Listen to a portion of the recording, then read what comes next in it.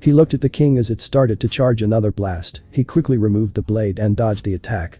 Partner, only 5 minutes remain for this armor before it falls off.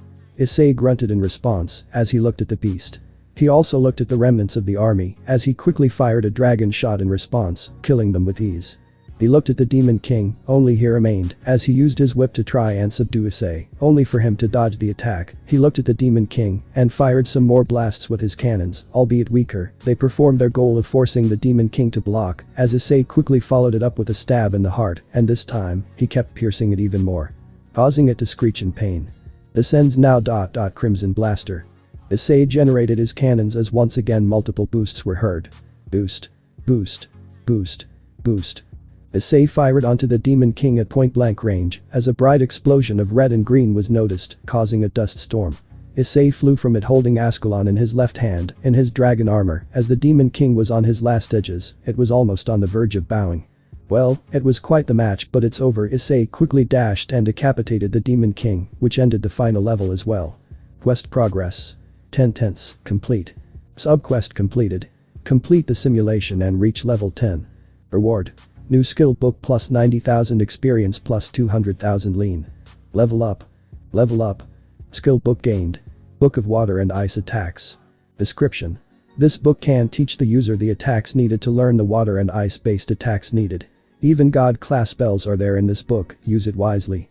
The armor soon fell off as Issei sighed in exhaustion as he decided to rest, with the announcement speaking. All 10 levels cleared. The candidate is a very talented student of the academy. Please come and take your new identification cards into this academy. Issei gave a smile as he soon lied on the simulation grounds, exhausted as the simulation returned to normal.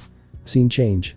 Juniper watched the fights completely with a smile, alongside Willow and another lady. She was a woman that had plum hair and had a fair complexion and light purple eyes. She wore a military outfit like Willow and Juniper, except hers is half-sleeved. This was in Ren. So Anne, seems like we got another prodigy, huh?